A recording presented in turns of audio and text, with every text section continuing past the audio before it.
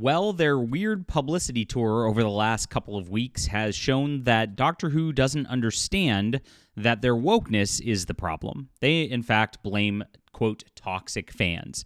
You see this with Disney. It doesn't work out well for them. You see this now. It seems to be the strategy that all of these PR firms tell these people to do once their woke products are failing. Now, if you've seen the trail of how this has gone for Doctor Who Season 2, it started out with them announcing out of the blue, with no other talk or hype of Doctor Who, that Juno Dawson, who's a transgender activist who wrote a book called This Book is Gay, is going to be writing for Season 2. Then there was a rumor that Doctor Who's getting canceled that was actually published by The Sun. And so they replied to it. Then after that, they flooded the market with articles like Doctor Who is woke and that's a good thing. It was very, very weird, which we covered on the channel earlier this week. You can go find those. And I actually uncovered that not only is Juno Dawson gay on Doctor Who, and Russell T Davies, the guy who's the showrunner, gay, and Ncuti Gatwa, the actor, gay. Every writer that he also hired, the three others, are also gay activists. This is a giant pride parade thrown in front of everybody.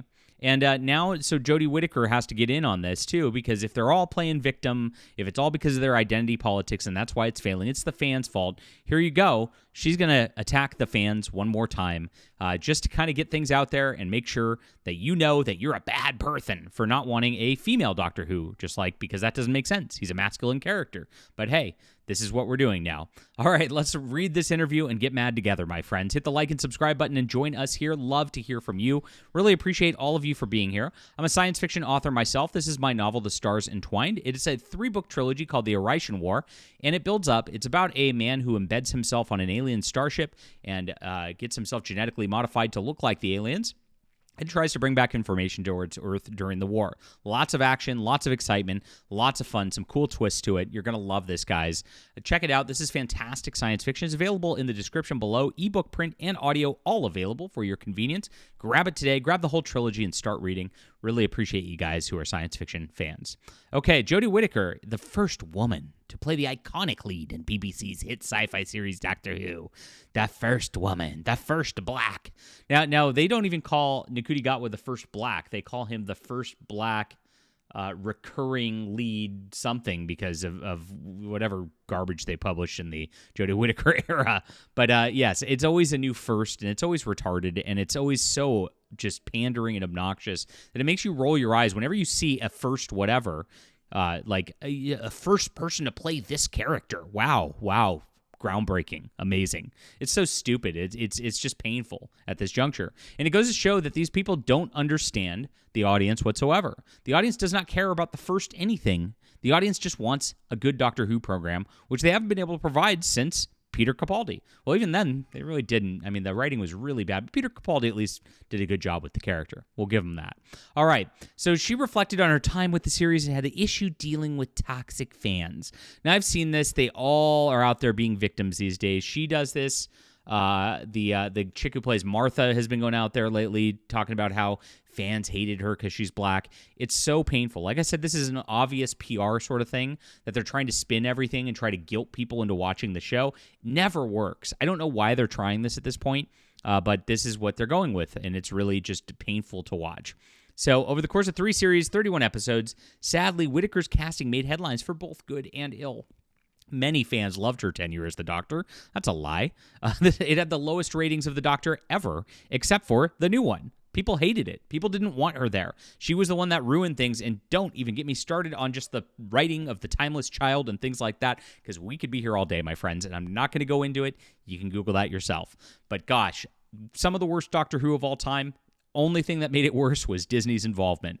But here, there were plenty of audience members who made their disdain of her incarnation of the Time Lord known, often critiquing the idea of a woman in the role.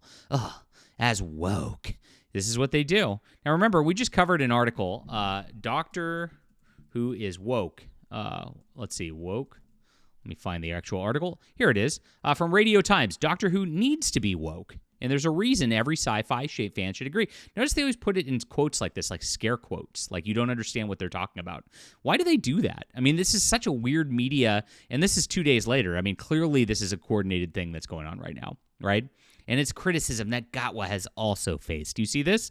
It's the fans that are the problem. You should check out the show because those toxic fans are just the ones that are the problem. You're going to love it because it's woke. Yeah, nobody's going to love it, and nobody's buying this. It's crazy. So this is what she said. She's got a new Netflix series promoting this, and she talks about the toxicity around her casting.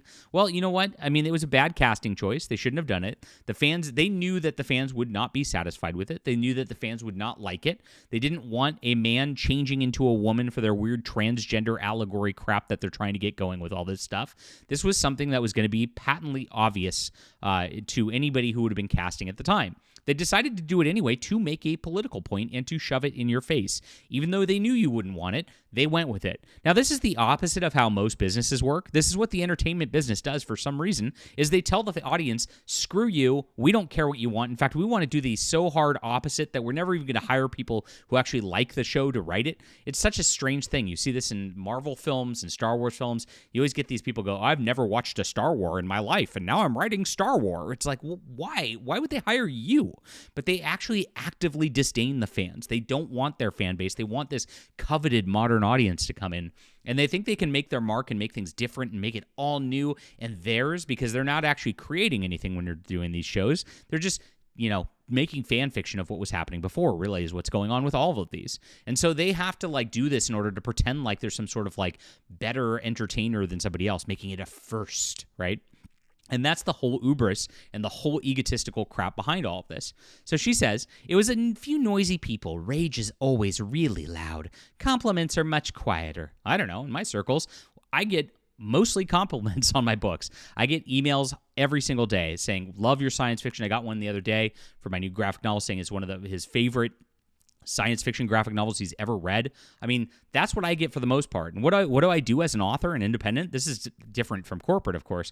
I listen to you guys. When you say you kind of want something in a certain direction, I try to incorporate that because I know what my fans want and I care about you. It should be that simple. That's what these people should do. This is what Russell T Davies should do, but they just can't because they hate you. And this is what the whole thing comes down to. And look at how just they talk down about you too. Rage is always loud. Rage? We're just saying we don't like your show. I mean, that's not rage. But also, the show doesn't have a comparison. It's part of all of our vocabularies. Listen to it. And there's the hubris again. The show doesn't have a comparison. Sure, it does. There are 13 other Time Lords to compare it to. There are 60 years worth of Doctor Who to compare this to. There's a lot of episodes of comparison that we can do. And guess what? The comparison sucks. That's really what happens. You did a terrible job. All of our vocabulary, the TARDIS, the Daleks exterminate, and everyone's the Doctor. Until then was a white man. Oh, the terrible white man. They are very different actors, but they all fit a specific mold. I didn't. That's right. That's why she's the victim here, my friends. That's it. This is what women always do, and this is why you should never allow them into your hobbies, hands down. Then there was a lot of unfair pressure put on Whittaker. Oh, unfair. Yeah, and Chibnall's terrible writing. Don't forget that too, guys. Particularly the idea of making the Doctor a woman would mean younger male fans couldn't look up to her in the same way countless girls did to previous Doctors. She said, if Peter Capaldi hadn't been good as the Doctor, it would have only reflected on him. Whereas I felt if I wasn't very good at this, I'd have effed it for other actors. Look at how sick these people are. So unprofessional. Like, would Peter Capaldi talk like this? Never. That's the other thing. Oh my gosh, they're unprofessional. They aren't good at what they do. They're put in for diversity reasons only, and then they complain about it when they're called out on it. That's all this is. I think it's completely unacceptable if that was the case, but that's how I felt. See, it's about how she felt. It's not about reality. I've never been questioned that I had to look up to men, so it was fascinating that for some, we women couldn't be role models. Ugh. Cry me a river. The Doctor, not a river song. The Doctor is still the Doctor, but also I was playing an alien. My gender was not the issue. Yeah, it is. It's really obnoxious that you were cast for one reason and one reason only. We knew it. We're not stupid. You can pretend like we're stupid all you want, and that's kind of the problem. You talk down to your audience like they're stupid. And the great part about Doctor Who, the real reason why it resonated was it was an intelligent show, especially back in the day. Especially back in the Tom Baker era, when you had wonderful science fiction writers writing for the show, it didn't talk down to the audience. It actually treated the audience with respect. It treated the audience like they were smart, And that's why it resonated. That's why it worked so well. The new modern ones are talking down to an audience because the modern audience, it has to be talked down to because you do view that anybody who's watching this is a complete dipshit. And maybe anybody who still does is. And that's your whole problem. You surrounded yourself with stupid people. But that's exactly what's happening here. This talking down is the problem. That sort of hubris is the problem. The fact that you're all women in your mind is the problem. You are so obnoxious that nobody wants to be around it, and you shouldn't expect anything other than pushback when this kind of thing happens. So she says she's avoided social media. Of course, they always say that. No one can hide behind a nasty tweet because I'll never read it. I'm sure people wrote, I hated your doctor, but because I go la, la, la, la. Another childish thing after swearing at the audience. A woman swearing is always disgusting. I've not got such false sense of who I am. Ugh, it's ridiculous. It's nice for me if people are still massive fans because that means I didn't kill it. That's the bar. You didn't kill it. You came very, very close, but it's going to be Gatwa who's totally going to kill it off because you know what's worse than a woman doctor? A gay black doctor. That's right. If someone stops me and starts talking about Doctor Who, I'll go on and on. I can sense them until I can sense them trying to leave. Oh my gosh, yes. People don't want to deal with any of this stuff whatsoever. Absolutely crazy. And you can see bad faith arguments or blaming the casting of Gatwa and Jodie Whittaker as the Doctor for this decline. It is. It's that and the bad writers. That's obvious. That's what's happening on that level. It's ridiculous. Peter Capaldi was also a victim of bad writing and bad companions after Clara got going away on that front. And it was terrible. I mean, so that was the whole deal right there.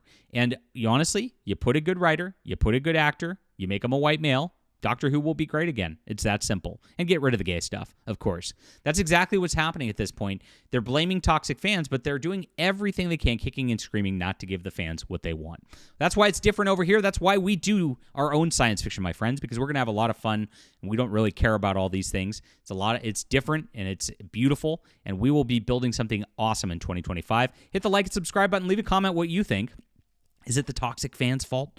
Or are these people just completely egomaniacs and narcissists? I think it's the latter. Please check out these Stars Entwined and the 2 books that follow it up, guys. This is a great trilogy. You're going to love it. It's in the description below. Thank you for being here.